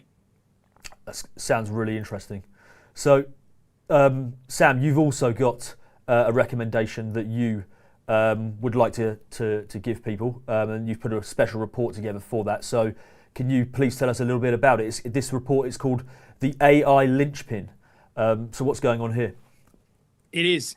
It's. I'll keep this one short because I know everyone wants to get to the questions that they've put in the chat box, and we will be answering those in a very brief moment. This report is about an AI-related stock that wins regardless of who wins the AI race. There are all the chip makers, and we've spoken about some of them like Micron. Samsung, they just came out and just blew away earnings at a scale that no one's ever seen before. Intel, TSMC, NVIDIA, all of these companies are a key part of the AI infrastructure arms race, I suppose. But there's a company that a lot of people don't know about that is critical to the success of those companies. They can't do what they do without this company. It's operating in a near monopoly in its segment of the market. And it is. It's one of the most important companies in the entire AI infrastructure build out. So no matter who wins the AI race, no matter if it's Anthropic or OpenAI winning the Frontier Labs race, or if it's Microsoft, Google, Amazon, Meta, whoever wins the hyperscaler race, or if it's the memory, the storage, co-packaged optics, whatever it might be, this company is crucial in all of those, even being successful. It's a really interesting report. You get it as one of the bonuses, so make sure you jump on and get access to that. That's great. So both of those stocks sound incredibly interesting. So I just want to very, very quickly round up everything that we get here. We've got these 8 special bonus reports that have been put together, which you should be able to see on the screen right now. And the standouts from those are Frack Love Frack, that report from Nick, and the AI Linchpin, the report from Sam, which gives 2 of their respectively top, biggest, most highest potential stocks right now. So if you do want to take advantage of that and you do want to get access to the Fleet Street letter and Outrageous Investment Network UK for just £129, I do encourage you to either scan your phone on the QR code on the screen or click the link. And please do so before midnight tonight, because after then the price does go up pretty significantly. And if you are sitting on the fence, I want to take away that last bit of risk for your subscription costs entirely, because when you join today, you're also protected by our 90-day money-back guarantee. So that gives you a full 3 months to explore everything. You can read both letters, you can look through the portfolios, look at every recommendation that's ever been listed. You can download all of the special package that we've put together today.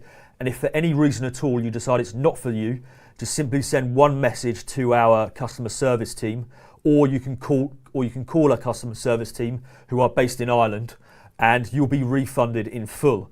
There's no conditions there. There's no hoops that you're going to have to jump through. You won't have to justify yourself to anyone. You'll just get every penny that you've paid. You get it straight back, and you'll be able to keep every single one of the bonuses that we've offered today. That's every report, every recommendation, the lot. They're yours to keep, no matter what you decide.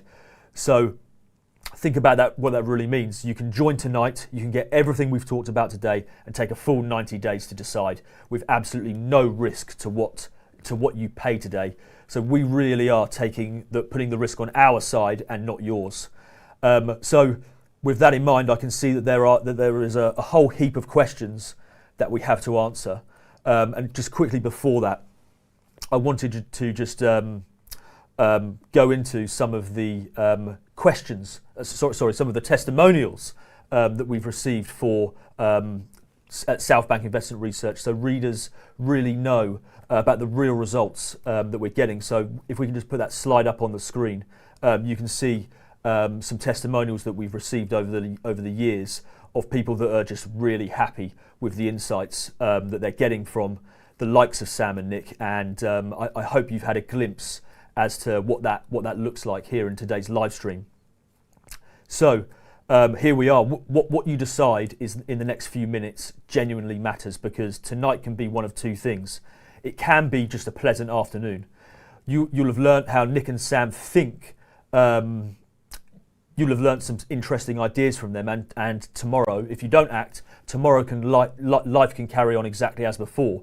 Or it can be the start of something, a real turning point, the moment you stopped watching from the sidelines and started taking control of your own financial future with 2 of the best of the business in your corner. I personally know which one I'd choose.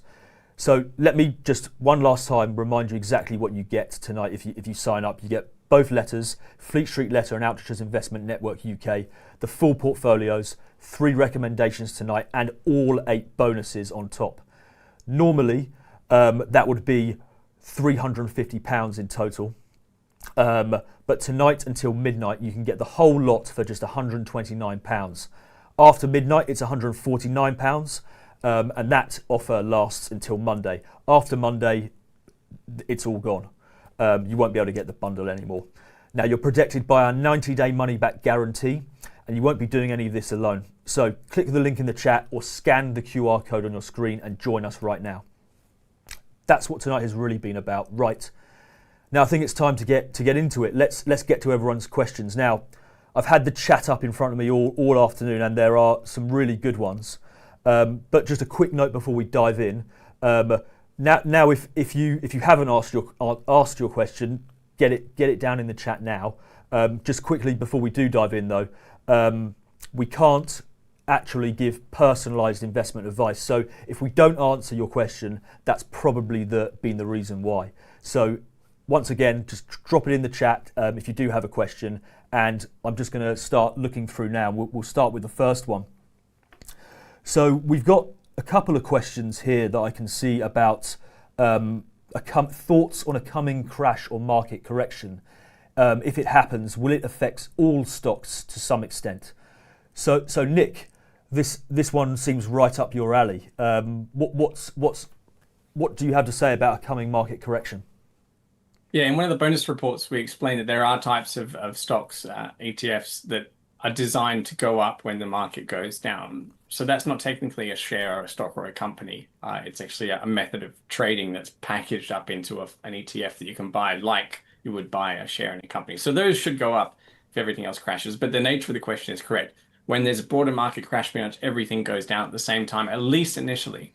There are some things that do especially well once the response to the crash comes out of central banks and governments, bailouts and money printing and buying bonds and things like that.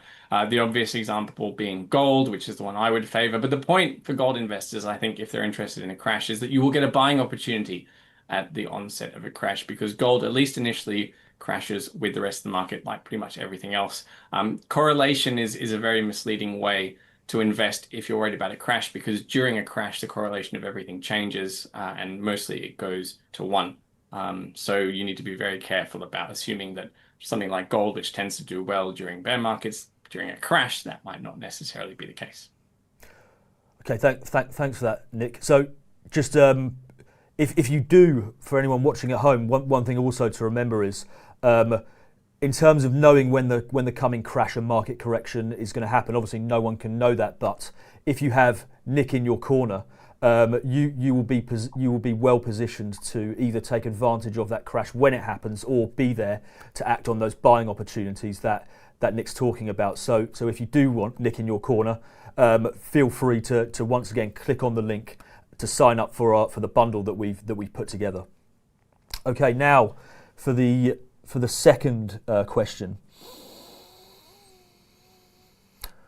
Just looking here, regarding Law 3, is it enough to wait for Sam, Nick et al. To send a sell alert for an asset they recommend, or should I set my own exit strategy? Sam, would you like to take it away on that? Yeah, we do.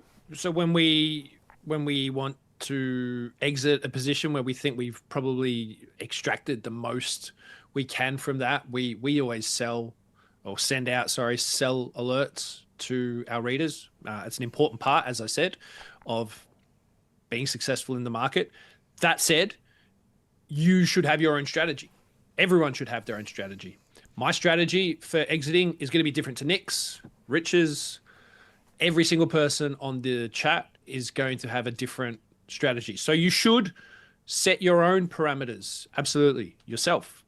Because when we think it is time to exit a stock, might not be when you want to do it. You might not be comfortable with holding a position all the way into a 1,000% win. And so you might want to take your profits sooner. That's fine. You've got to do what's best for you. It's that simple. And likewise, we might set a 30, 40% floor underneath with a stop exit or something like that. So that at worst, the worst outcome would be like 30% loss with a 30% stop. You might not be comfortable with that. You might not be comfortable. You might be more comfortable with a 15% or something like that. So you should always set your own exit strategy. We will help guide you, but effectively you've always got to make your own decisions with that. And it's important to get the right balance. And that's where I come back to always understanding your own risk tolerance as well and managing risk, which again, all those bonus reports that we are sending through to people that join up with us and are subscribers with us, that helps walk you through all of that.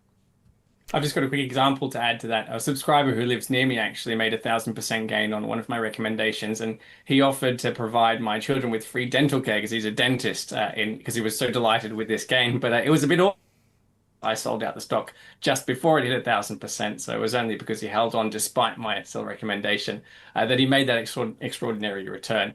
So it's a good example of subscribers diverging a bit both on buys and sells, and whether they buy at all our recommendations, which we really encourage you to do for the reasons that Sam said, it can work out really well.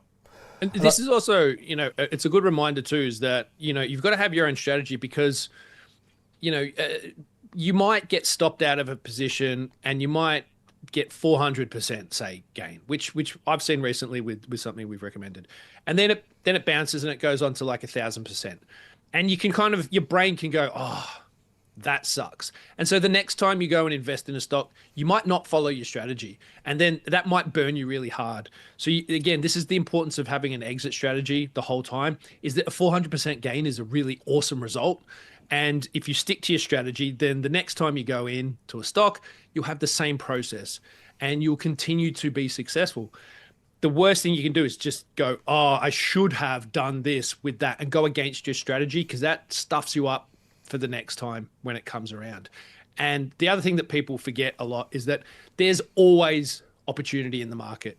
Stocks come around all the time in many different sectors and segments at different parts, be it oil and gas, precious metals, commodities, tech, biotech. There's so many. There's something like 45,000 listed companies in the world that you could invest in major markets. So if you miss one, it's okay. There'll be another one. Or if you've made a big profit and then it goes on to an even bigger profit, it's okay. You've made a profit. There'll be another one. And you might even come in and out of a stock multiple times and make profits from it. Or maybe you lose a couple. The point is you can't get too hung up and fall too in love with just one stock. And that's why strategy is so important here too. Great, thanks for that, guys. I think one thing that's also occurred to me as well is the reason why we kind of exist as a business is to empower everyone at home to make their own decisions.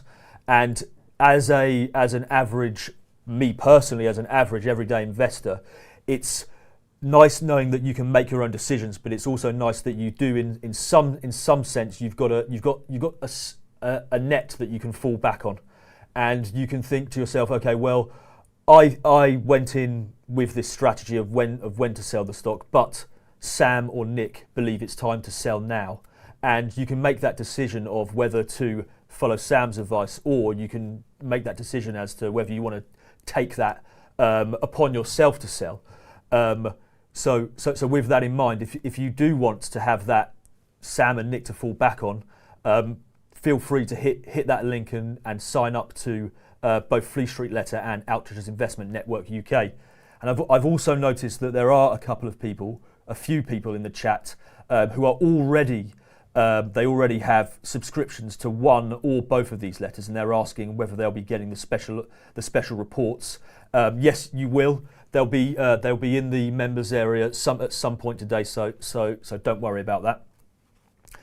Okay, I'm looking at another question here, and there's a couple about gold. So Nick, this is about gold and silver. So first off, someone's saying, aren't banks buying gold now instead of, or as well as bonds now? And this kind of ties into the next question: where are gold and silver going in the next 6 months? So tell us, what's your current thesis on gold and silver? The current thesis is to always hold some gold and to be interested in silver. I've lost interest since they've shot up as much as they had in the last few years because, like I said in the beginning of this presentation, the crowd is onto the story now. So the gains are priced in, and I want to see a pretty long period of the crowd losing interest in gold and silver before I'm going to start paying attention to it again. It's one of the curses, actually, of writing a financial newsletter, that the things people should be buying, they're usually not inclined to be interested about because the crowd isn't hyping about them.